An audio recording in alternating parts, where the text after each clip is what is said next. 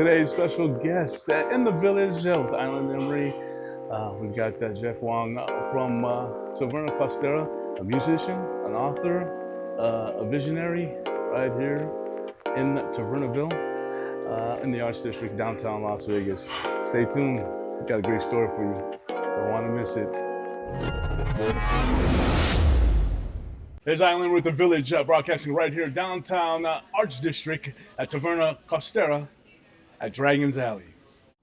I'm Island Emory.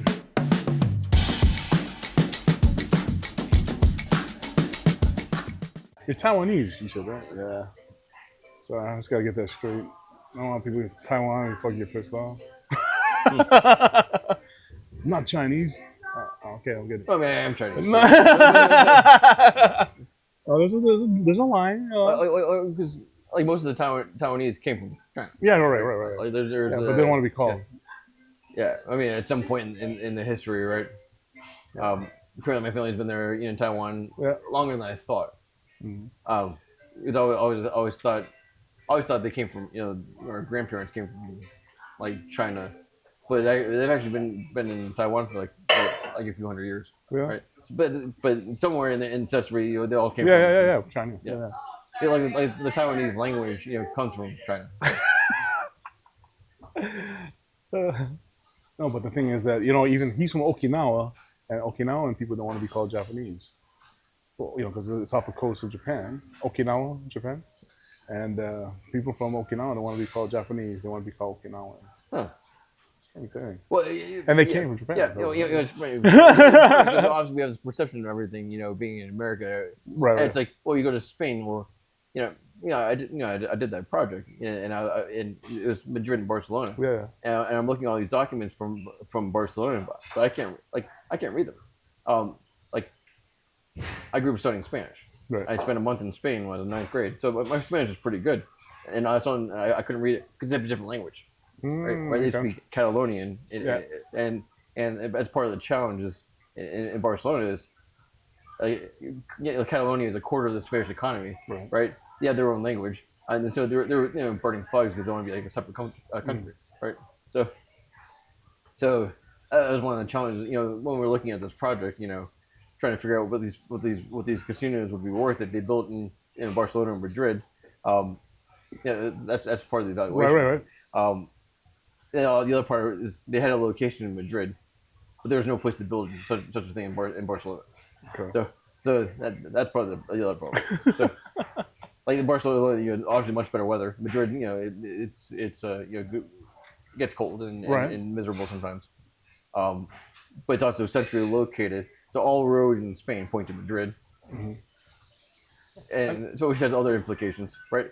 So what I studied was riverboat casinos. That's the thing that I studied that nobody else really, and I understood better than anybody else. But casinos are locally driven. Like we tend to think of the strip as being or casinos as being in the strip. Right. So we think of them as a destination business. But most gambling is actually a convenience business. It's by locals that live within 30 minutes of the restaurant or the casino. They gamble like 3 or 4 times a month, right?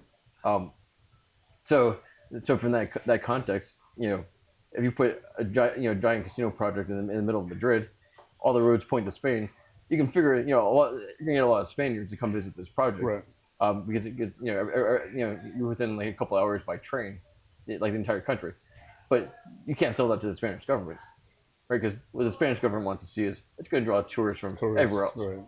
So, and then the problem, we got in Barcelona. There's no place to build such a thing.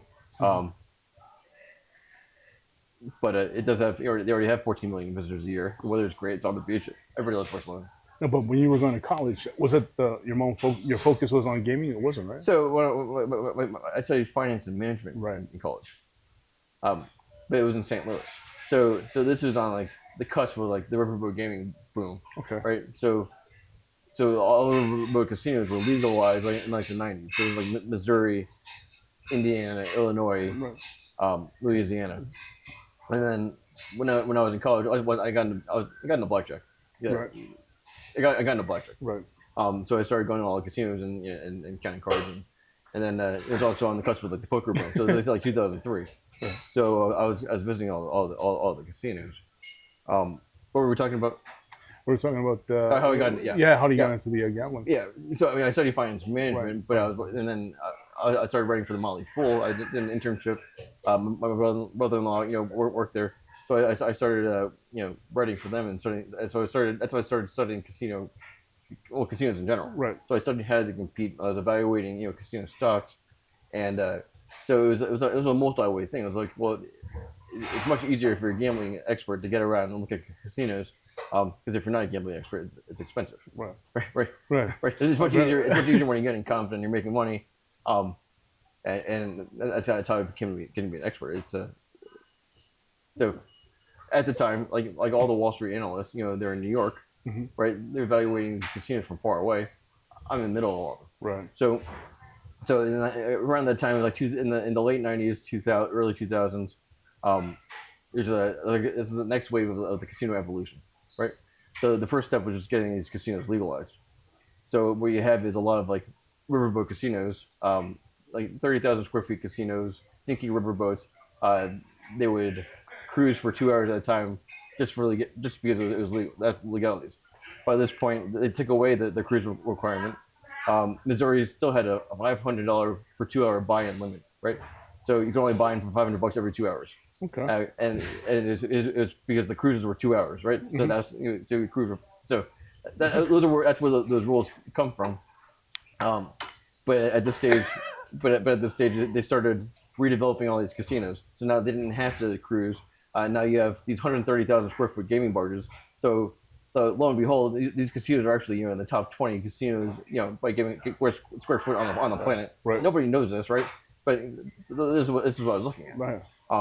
Did they have to be has the boat have to be, or the riverboat have to be on the river to make legal gambling? So that's how they got legalized, okay, right? So it's like Missouri, Indiana, they didn't legalize gambling. They legalized gambling, but it's got confined to a certain location. Okay. So so what winds up happening is you have states like Indiana and Illinois, where part of the stipulation was it has to be in economically challenged locations or places.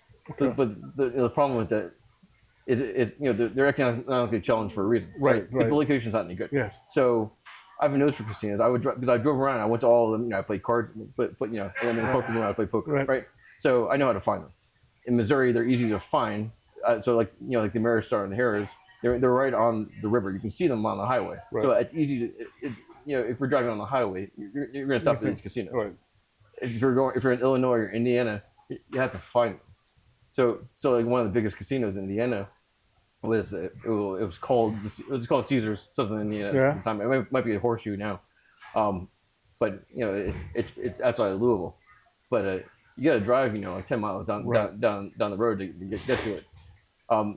So some of these are like really like tough places to find, not great areas.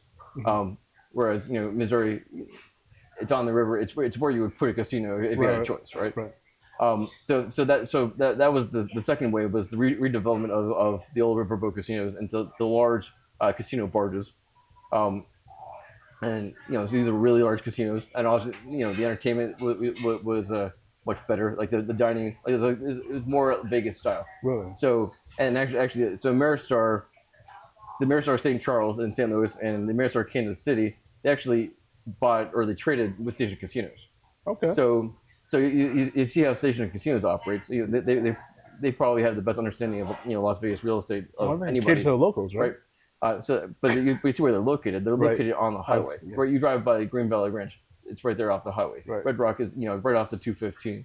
Right. Durango, right in the southwest corner. And so the kind of the game is to control certain locations, and that's so the Ameristar St. Charles right on the highway.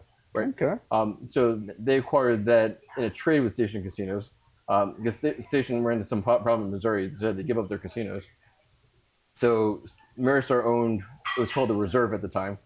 Now it's Fiesta Ranch or Fiesta Henderson, and now it's closed. So it's a parking lot. So they traded that property for the two properties in Missouri. Okay. So the Ameristar Casino in Kansas City, it looks like Sunset Station. Right. Okay. No, but as you as an expert, and you go in, obviously you frequent these casinos. were you looked down upon as, you know, like you just said, you were counting cards and stuff like that? Would they watch you when you walk in the door? No, I mean, the whole game, when you're counting cards, does not look like you're counting cards. Okay. Right. So I don't know. I just see Rain Man, you know. Yeah. No, I mean, yeah. So that's how I started. Obviously, you play short shifts. You know, there's a method to it. Okay. Right? But then the poker boom came along, and you know, obviously, I wasn't really, you know, at that point, I wasn't playing a lot of blackjack. It was more, you know, poker is much easier and more profitable, and they don't look at poker players the same way. Okay. Right. Like poker players are non-threats. They also don't make money off poker players. Right. Which is part of the challenge with poker. So like before the poker room, they're actually closing all the poker rooms, and then all of a sudden everybody wanted to play poker. So now we have these poker rooms that don't make a lot of money. They take up a lot of real estate in the casino. Right. But it's also good for the branding of a casino. Right. So which is part of the challenge we're having now, because the entire casino boom was built on the idea that you could beat blackjack. You know, you can walk into a casino and beat it, right? You can play blackjack, or you can be a card shark and, you know, play poker. But like right after the poker boom, you know, the game's kind of died because it's gotten too tough. Right. So what happens in poker is all the money comes from the bad players, right? But the bad players, you know, at some point they lose too much money and they quit. And so you think? so the games get tougher. And then you have the marginal pros. Well, now they can't beat the rake anymore, so they get wiped out. And meanwhile, you know, all the players are getting better all the time. All of a sudden, in the 2000s, we had access to the internet. We had all these books that we didn't have before. Right. So the players keep getting better. The bad players keep getting wind up. So you know, the whole economy kind of grinds out. Right. In blackjack, you know, the games don't exist anymore. So before, you know, the 2000s, you know, blackjack paid 3-2. There were single deck games everywhere. They started removing all of those tables. So now blackjack pays 6-5. Mm-hmm. A lot of the blackjack games got replaced by, you know, they had the continuous shuffling machines, but now they got replaced by higher edge games entirely, like 3-card poker and ultimate Texas Hold'em. Right. So blackjack doesn't even really exist anymore. So now there's absolutely nothing for, like, if you're a semi-intelligent gambler, there's nothing for you to play anymore. Right. So hence, you know, the gaming industry is kind of it's a mature industry, and there's nothing coming to replace blackjack and poker. Right. So there's really not a whole lot of upside in the gaming industry right now. So what you play? So you generally play poker, you play blackjack, start off, and then start playing poker. Now I know we have the World Poker Series. The World Series of Poker. Yes. Have you been there before? Have you tried that? Yeah. All right. So I was a cash game player. So the poker boom was built on Hold'em. The next part of the boom was Omaha. Right. So in 2000, you know, I wrote the book, and it was in 2007. Right. Published 2008. So Pot-Limit Omaha, you know, you got 4 cards. It played just like Hold'em, but you got 4 cards. Right. So it was only played for super high stakes in the Midwest and the South and in Europe at the time and online. So what I did was I structured the game, and it was pretty popular in St. Louis. So that's how we got it. We structured the game so we could play at smaller stakes. So the problem is it was played at really high stakes, and people were busting out, so you couldn't get these games to run. Mm-hmm. So we structured it so we could play at smaller stakes. I wrote the book, and we kind of educate people how to play so they don't bust out as fast, so they can keep these games running. Right. So it happened in like 2007. We started the first daily, you know, Pot-Limit Omaha game in the country. And then when I moved out here in 2008, I worked with the Poker Pro. Poker Pro took over the Excalibur poker room. So it's all electronic tables. And so I hosted a weekly Pot-Limit Omaha game, you know, 50-cent $1 buy. And then at that time, you know, the poker rooms were still like all Hold'em all the time. So like you go to like Caesar's Palace, and then, you know, we'd have 7 players, and we had a game we tried to get going. They were like, well, we wouldn't even start the game unless we had a full table, right? Mm-hmm. So there weren't a lot of places even in Vegas that even wanted to spread PLO. And this is the fastest growing form of poker of the last like 2 decades, right? Mm-hmm. So then after the World Series in 2009, so I just written my second book. What's the first book called? Pot-Limit Omaha Poker: The Big Play Strategy. Okay. It might be sitting over in the coffee shop. I can grab it. Yeah, man. That's Jeff Hwang, the owner of TAVERNA COSTERA, that's what we call home for the village. Yeah, man. This guy, he's been around the way. Now he ventured into restaurant business, and also a musician. This guy is literally, yeah, He's an open book kind of guy. Yeah. So didn't even realize we're recording. So no, we're going, man. No, I was talking. No. So this is the first book.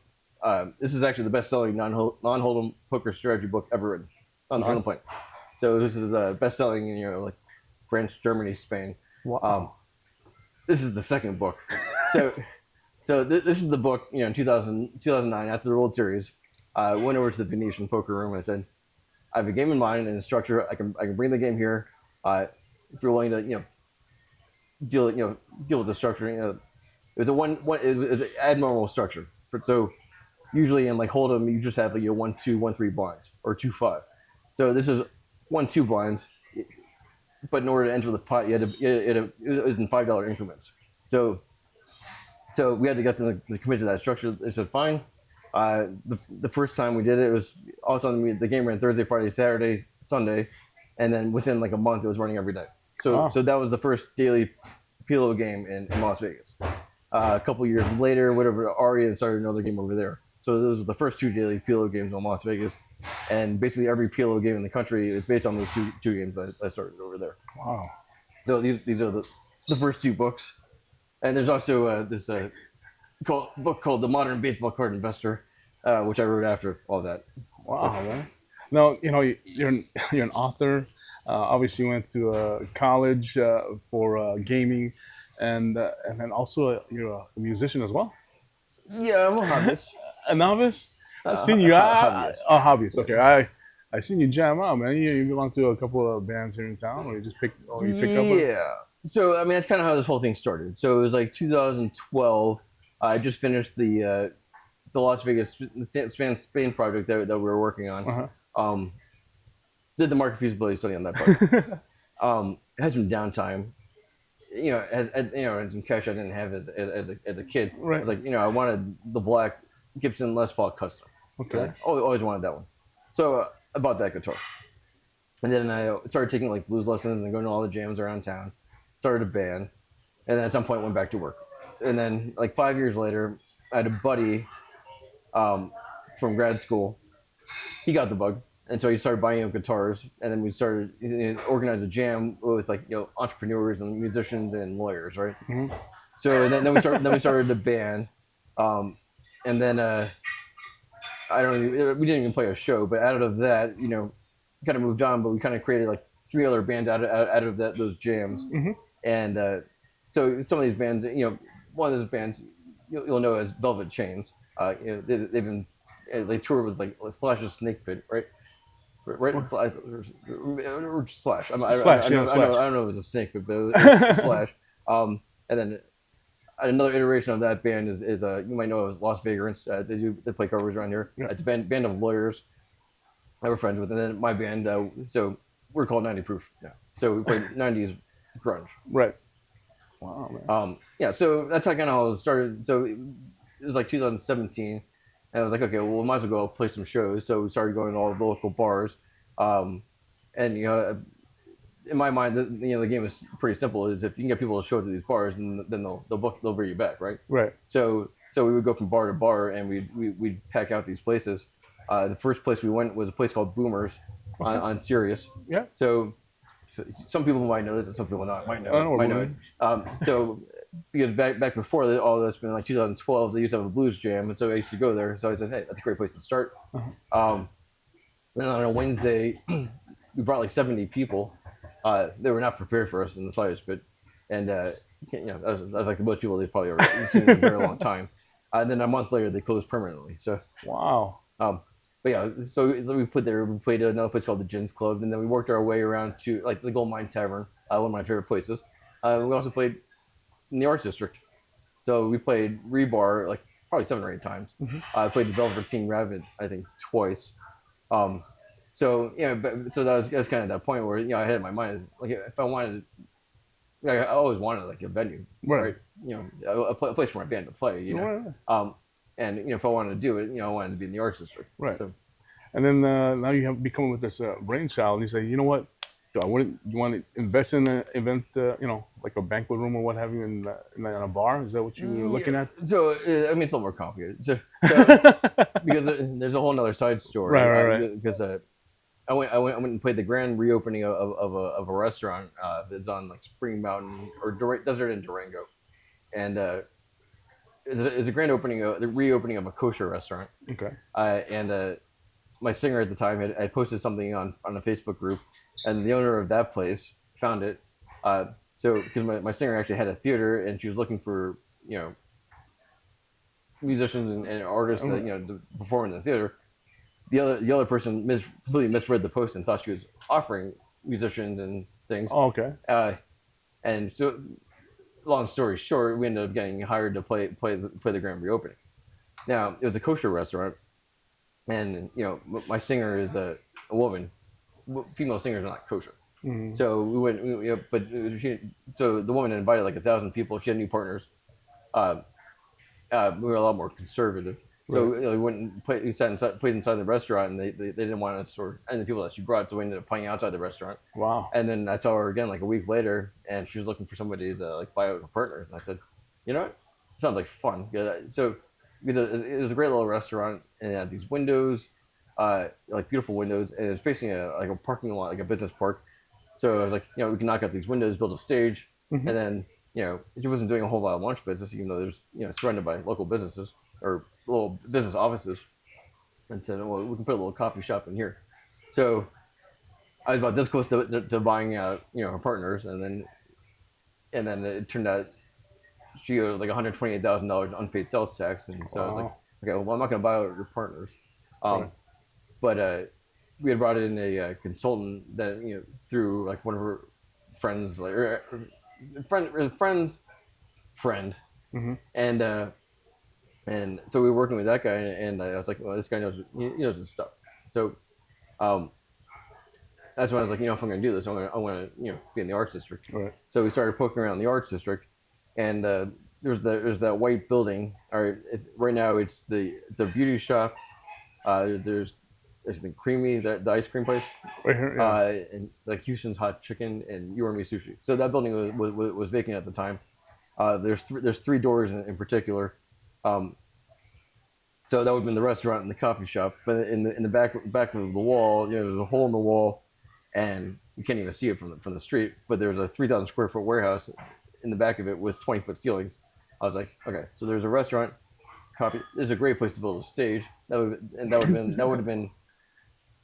The Dragon's Alley was another story, but we actually had the name, the Dragon's Alley name before. Actually, there was actually a sign, which is a whole other story. But we would have put the sign in there, and then the sports bar, stage would have been Dragon's Alley. So we were like this close to making a deal on that space. But it wasn't very. There's something very strange about that contract. Right. So we ended up. I was like, let's poke around this side of the street. See what Here's the thing: that building has the best piece of real estate in the arts district because it was right in the middle of everything. So it was right in the middle of like Esther's Kitchen and Makers. Oh yeah, okay. Obviously, the arts district is much bigger now than it was 5 years ago. Because after that, Abel Baker came in at the other end, and then everything else started filling in that direction. Now on this side of the street, there's three brand new buildings. The first brand new building is in the arts district. So I walked by this building, and it's right next to First Friday. So I walked by this building many times. Didn't think it was available because it wasn't. And this is just an empty brick building surrounded by glass. And there also wasn't a place to put a stage. But then it turned out it was actually my buddy, the guy who brokered the real estate deal for us, said actually is available, and there's a roof. So you couldn't see it from the ground, so nobody even knew it was there. So we started poking around, and the landlord, they needed somebody to kickstart this area, right? So they made it much better. They're much easier to work with. It was a much better deal for us. Right. The challenge being that we'd be the first ones in this area, right? So we made that deal. I mean, it's a fair deal. Right. But at the time, there was a hotel down the street. It was supposed to be, like a year. At the time, we figured it was going to open at the same time as us. Right. Right. It's probably like a year away or a year or two away. But then the pandemic happens. So yes. March 10th, 2020, where the city planning commission get the green light to start construction, and the very next day, the whole world shut down. And then so we delayed construction by like 4 months. We tried to figure out how this scenario was going to play out. And we ended up opening May 2021. The hotel, still not open, though it wasn't the English hotel at the time. But now it came back as the English hotel, and they opened a year after us instead of before us, right? Okay. So, and then the development timeline for everything slowed down. So we're 3 years behind schedule. We're still surrounded by empty buildings. All of a sudden, things are starting to move over here. So we're gonna see new neighbors in the next few months. Yeah, I mean I saw an article today, and you're the one to put it out that this place is like, I don't know, it's such. I saw some rendering of what's to be in the Arts District, and what's to be moved in here. I mean, what are your thoughts on that? I mean, yeah. Well, first of all, any neighbors are welcome, right? Right. Because right now we're just surrounded by empty buildings. Right.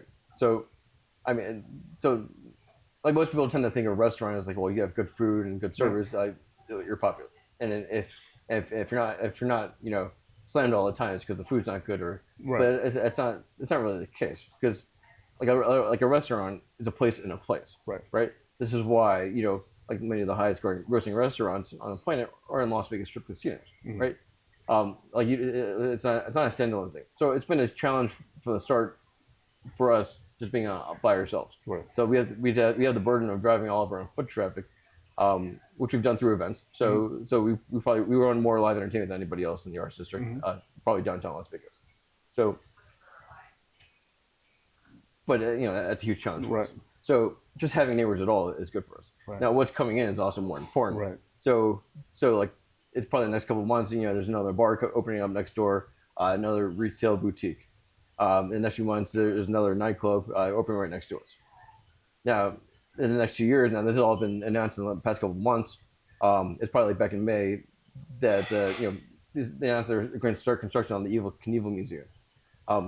So that's probably still a couple of years away, but that was supposed to be a couple of years away 5 years ago. Wow. Right. So now, right now, that project's getting going, and I believe they're moving here from, I think, like Kansas. Okay. But there's also a pizza joint as part of that project. Now it's another mothership coffee. And another part of that project is that the coffee shop looks like it's facing First Street. So right now, there's nothing on First Street. It's just parking. But the more things we have facing this direction, like it's kind of a private. It's a walkable area. It's not a lot of vehicle traffic. Right. So this is a walkable area. So there's a huge opportunity just to open more things on the First Street side over here in this corridor. But then more recently, the Neon Museum. Right. Everybody knows the Neon Boneyard. I've been here 16 years. I've only been there once. I've been coming to Vegas a lot longer than that. Right. It's a place that everybody knows about, but it's not easy to get to. Like, you have to like schedule an appointment. But they're coming over here, right? And it'll be right next door to us. It's much more natural location for them, right? Because it's surrounded by, instead of being off by themselves, they're not surrounded by other things.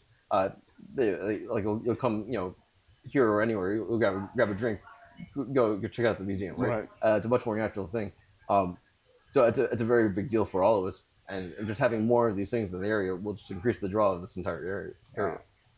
I mean, no, I just seeing that, I was like, wow, man, this place is like, this right here reminds me of the New York, or the old style buildings. It doesn't feel like I'm even in Las Vegas. That's one thing I like coming down here. Obviously for the food is excellent, and I mean, like this in front of us.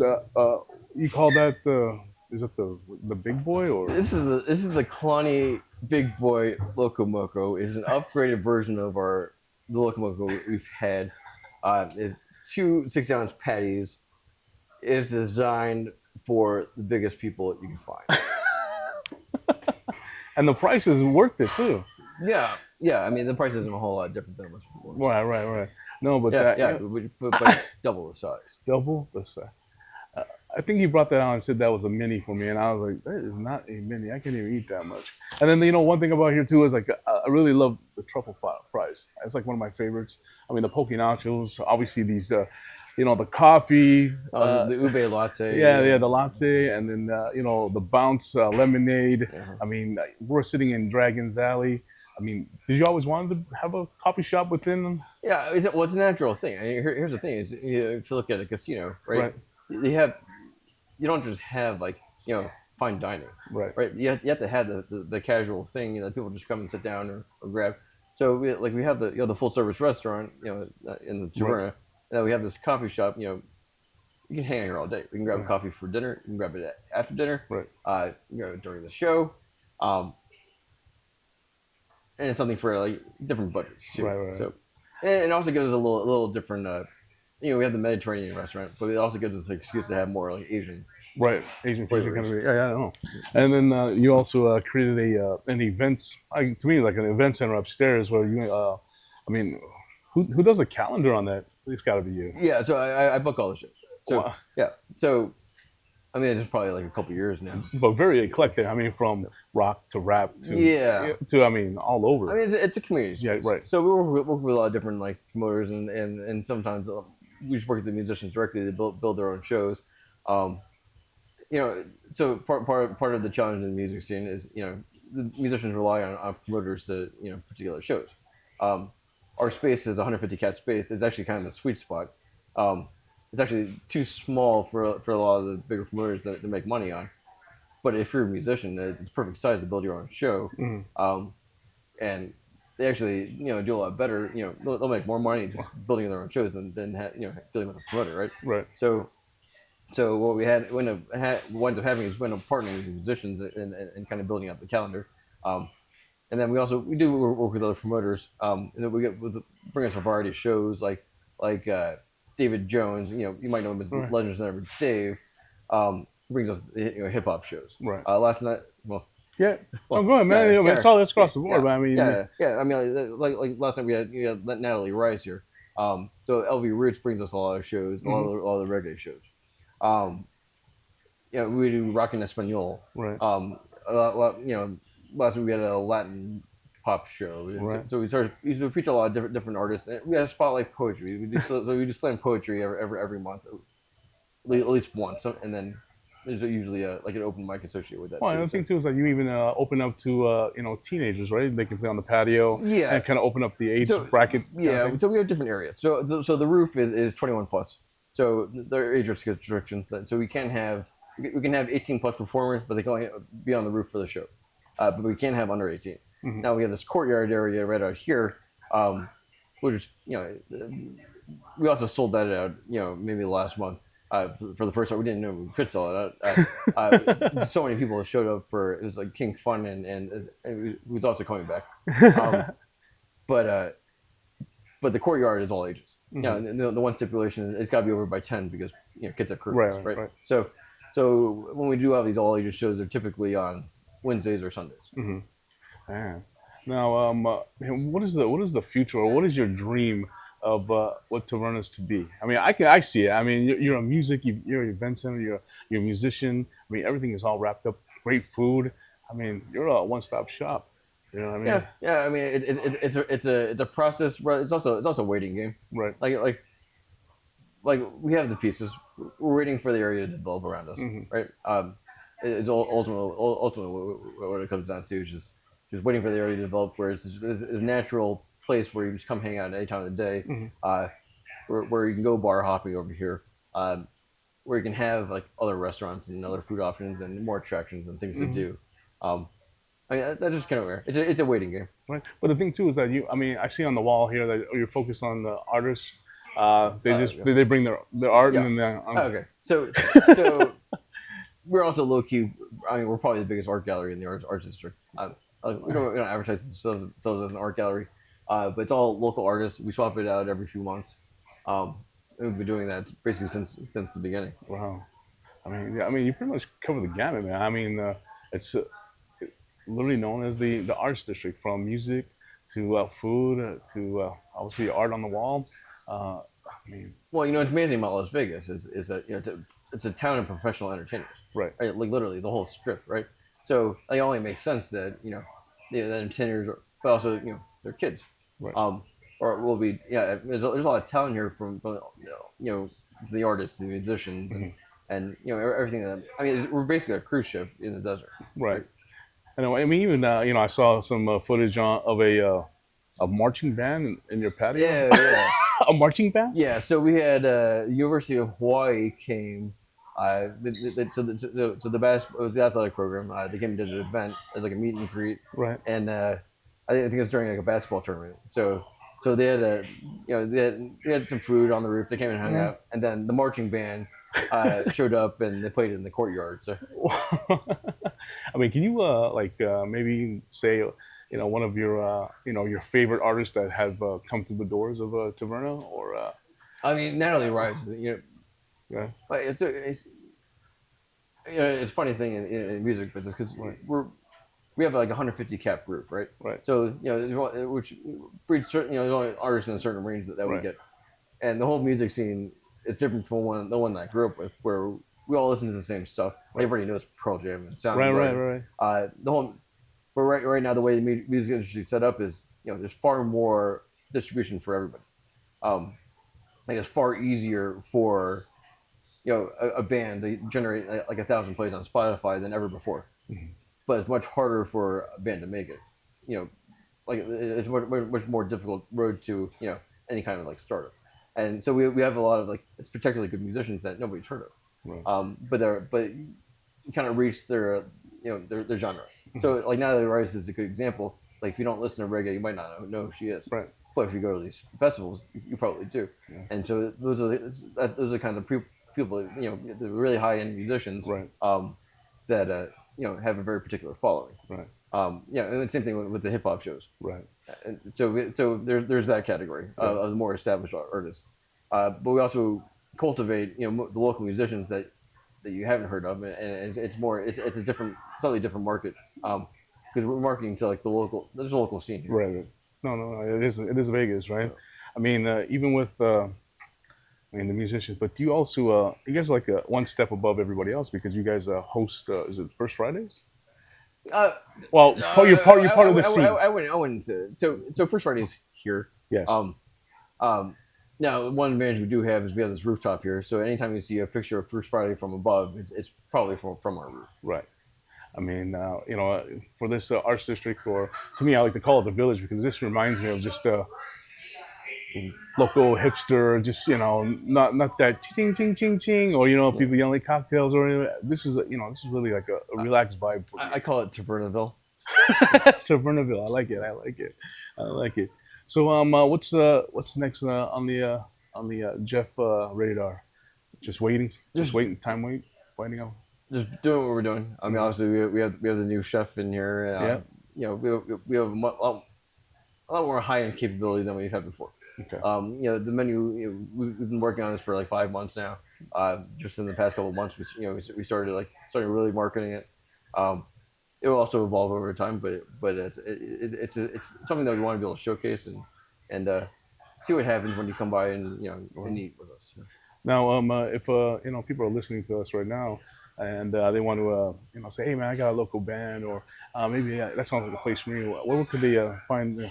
Get a hold of you, or yeah, I mean, probably the best thing to do is come out for a show, and certainly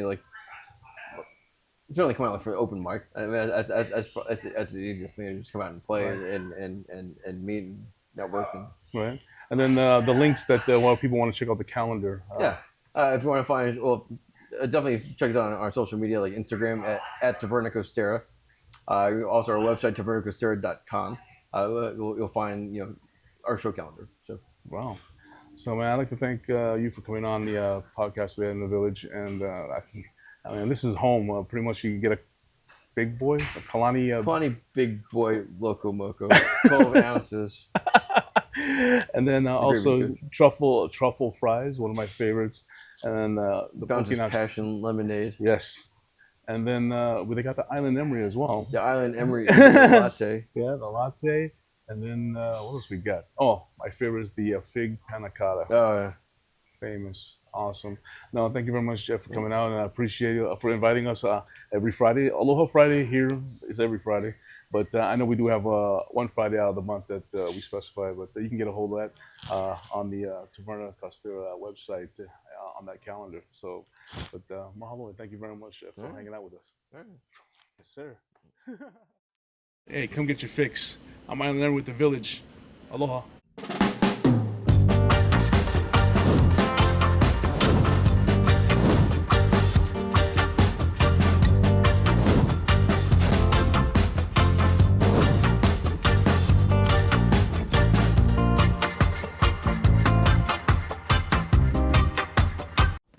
I'm Island Emory.